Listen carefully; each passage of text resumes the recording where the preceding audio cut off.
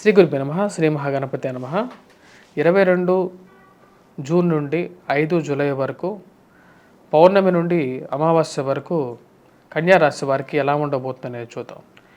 ఇక 2 వారాలు అంటే పక్షకాలంలో ఎలా ఉండబోతుందో మనం గమనించినట్లయితే ఈ రాశి వారికి వచ్చేటప్పటికి అనుకూలమైనటువంటి కాలంగానే చెప్పొచ్చు. కన్యా రాశి వారికి జన్మరాశిలోకి వచ్చేటప్పటికి జరుగుతున్నటువంటి కేతుగ్రహ సంచారం, సప్తమంలో రాహుగ్రహ సంచారం జరుగుతున్నది. రాహు సప్తమంలో జరుగుతున్నప్పుడు వైవాహిక జీవితంలో చిన్న చిన్న కష్టాలు అనేవి ఎక్కువగా ఉంటాయి, వైవాహిక బాధలు. అదేవిధంగా జన్మరాశిలోకి వచ్చేటప్పటికి మనం గమనించినట్లయితే కేతుగ్రహ సంచారం ఇది ఆరోగ్యపరంగా కూడా మానసికంగా కూడా కొన్ని కొన్ని కష్టాలను కలిగించే విధంగా ఉంటుంది. కానీ ఈ రాశి వారికి షష్టమంలో శనిగ్రహ సంచారం అనేది పూర్తి బలాన్ని ఇవ్వగలుగుతుంది. శత్రు సంబంధితమైన విషయాలు అనుకూలమైనటువంటి ఫలితాన్ని, పేరు ప్రఖ్యాతల్ని, సంఘాల గౌరవాన్ని, గుర్తింపుని ఇవ్వగలుగుతుంది అన్నమాట. సో కన్యా రాశి వారికి వచ్చేటప్పటికి అనుకూలమైనటువంటి ఫలితంగానే చెప్పొచ్చు. అదేవిధంగా ఈ రాశి వారిని మనం ఇంకా బాగా గమనించినట్లయితే ఈ 2 వారాల్లో వచ్చేటప్పటికి రాజ్యస్థానంలో రవి, బుధుడు, శుక్రుడు కలిసినటువంటి త్రిగ్రహ యోగం జరుగుతున్నది అన్నమాట. ఈ 3 గ్రహాలు కలిసినటువంటి యోగా రీత్యా ఈ రాశి వారికి వచ్చేటప్పటికి అనుకూలమైనటువంటి ఫలితంగా చెప్పొచ్చు. ఉద్యోగపరంగా అనుకూలంగా ఉంటుంది. నూతన ఉద్యోగ ప్రయత్న సంబంధితమైన విషయాల్లో అనుకూలమైనటువంటి సానుకూలమైనటువంటి ఫలితాలు ఎక్కువగా పొందడం అనేది జరుగుతుంది. ఉద్యోగ ప్రయత్నాల్లో సానుకూలంగా ఉంటుంది. నూతన ఉద్యోగం ప్రయత్నం చేసినప్పుడు వాటిలో సానుకూలమైనటువంటి నిర్ణయాలు, ఫలితాలు ఎక్కువగా రావడం అనేది జరుగుతుంది అన్నమాట. ఇది ఒక మానసికంగా కూడా కొంత బలాన్ని ఇవ్వగలుగుతుంది. రాశి వారికి గతంలో జరిగినటువంటి పంచగ్రహ కూటమి నుండి విముక్తి అనేది పొందగలుగుతున్నారు. ఎందుకంటే 15వ తారీఖు 16వ తారీఖున రవి మరి వాటితో పాటు శుక్రుడు 12వ తారీఖున మారటం అనేది జరిగింది. బుధుడు, రవి వచ్చేటప్పటికి 15వ తారీఖున మారారన్నమాట. వీటి వల్ల వచ్చేటప్పటికి పంచగ్రహ కూటమి అనేది లేదు. ఇప్పుడు పంచగ్రహ కూటమి అనేది 12వ తారీఖు 15వ తారీఖునే మార్పు జరిగిందన్నమాట. ఇది మానసిక ఆనందానికి గురి చేసే విధంగా ఉంటుంది. ఉద్యోగపరంగా సానుకూలంగా ఉంటుంది. ప్రమోషన్స్, ఇంక్రిమెంట్స్ రావడం అనేది జరుగుతుంది. ఉన్నత స్థాయిలో ఉన్నటువంటి స్త్రీ పురుషులతో సత్సంబంధాలు అనేది ఏర్పడగలుగుతాయి. అది ఒక మానసిక స్థిరత్వాన్ని ఇవ్వగలుగుతుంది అన్నమాట. మరియు అదేవిధంగా ఈ రాశివాన్ని మీరు బాగా గమనించినట్లయితే శనిగ్రహ సంచారం అనేది షష్టమంలో ఉండటం వల్ల ఇది రాజకీయ నాయకులకి అనుకూలమైనటువంటి ఫలితాలు ఇవ్వగలుగుతుంది.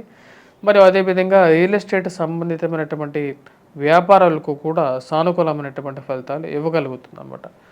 ఈ రాశి వారికి మనం బాగా గమనించినట్లయితే గురువు యొక్క బలం అనేది బాగా కలిసి వచ్చింది. గురువు భాగ్యస్థానంలో సంచారం చేస్తున్నప్పుడు యోగ్యాన్ని ఇవ్వగలుగుతాడు. జన్మ రాశి యొక్క వీక్షణ అనేది ఉంది. ఎందుకంటే శనికి గురువుకి వచ్చేటప్పటికి 2 దృష్టులు అనేది ఉంటాయి. త్రిపాద దృష్టిలో వచ్చేటప్పటికి పంచమ దృష్టి, భాగ్య దృష్టి అనేది 2 యోగకారకమైనటువంటి దృష్టులు. ఆ దృష్టిలో జన్మరాశిలో ఎప్పుడైతే గురుగ్రహ దృష్టి పడుతుందో ఆరోగ్యపరంగా అనుకూలంగా ఉంటుంది. ఇంకో దృష్టి వచ్చేటప్పటికి భాగ్య దృష్టి అంటే గృహం కొనుక్కోవటానికి అనుకూలమైనటువంటి ఫలితాన్ని ఇవ్వగలుగుతుంది అన్నమాట. ఉద్యోగపరంగా, వ్యాపార పరంతో పాటు తల్లిగారి ఆరోగ్య సంబంధితమైన విషయాల అనుకూలత, అదేవిధంగా తన యొక్క దృష్టి రీత్యా వచ్చేటప్పటికి ఇది కొత్తగా ఒక వాహనం కానీ, గృహం కానీ కొనుక్కోవాలని ఒక అనుకూలతమైనటువంటి సమయాన్ని క్రియేట్ చేయగలుగుతుంది అన్నమాట. పంచగ్రహ కూటమిలో గురువుతో పాటు రవి, బుధుడు, శుక్రుడు ఇవన్నీ గ్రహాలు కలిసి ఉండటం వల్ల అది ప్రతికూలమైనటువంటి ఫలితాలు ఇచ్చి ఉండొచ్చు 2-3 రోజులు, 4-5 తారీఖుల్లో.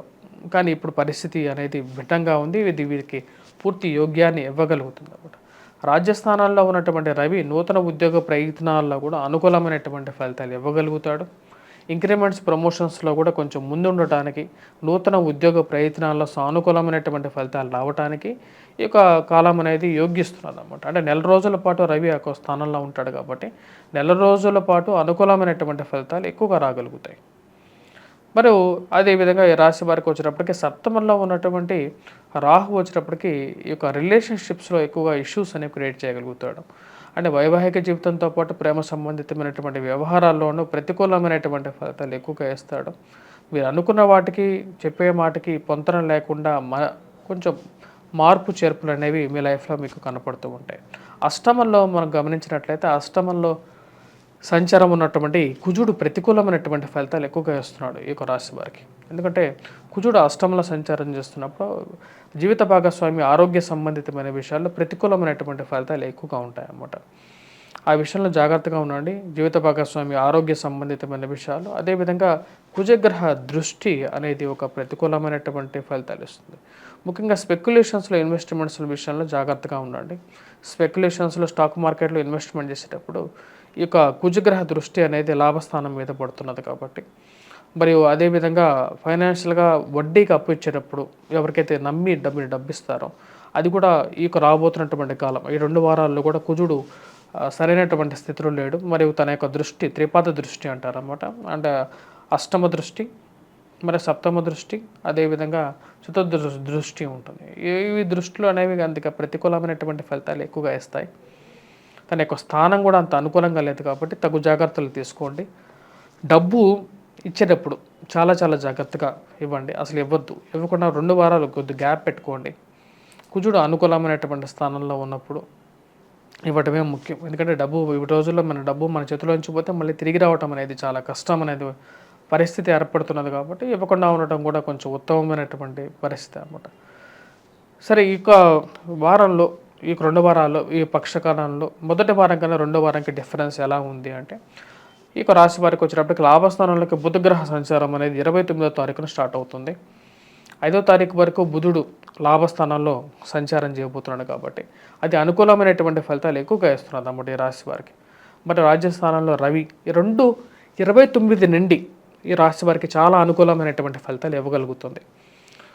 అది ముఖ్యంగా వచ్చేటప్పటికి వ్యాపార ప్రయత్నాల్లో కానీ, నూతన వ్యాపార ప్రయత్నాల్లో కానీ అది ఎక్కువగా అనుకూలమైనటువంటి ఫలితాలు ఇస్తుంది. కొత్త స్నేహితులు, కొత్త బంధువులు ఏర్పడటానికి అనుకూలమైనటువంటి గ్రహస్థితి ఏర్పడుతున్నది 29 నుండి. అది లాభించే విధంగా ఉంది రాశి వారికి.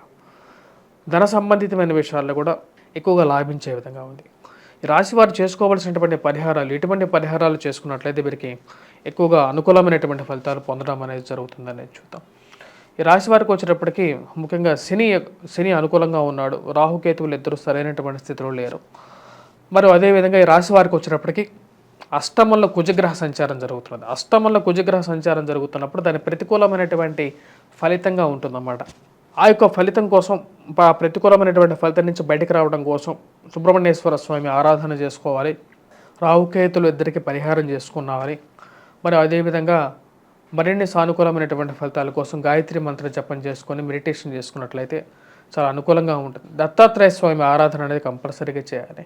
అది ముఖ్యం అన్నమాట. ఎందుకంటే దత్తాత్రేయుడు 3 దేవుళ్ళు అంటే వచ్చేటప్పటికి శివుడు, అదేవిధంగా మనకు విష్ణువు, బ్రహ్మ 3 తత్వాలకి ప్రతిరూపం కాబట్టి దత్తాత్రేయ ఉపాసన చేసుకోవాలి.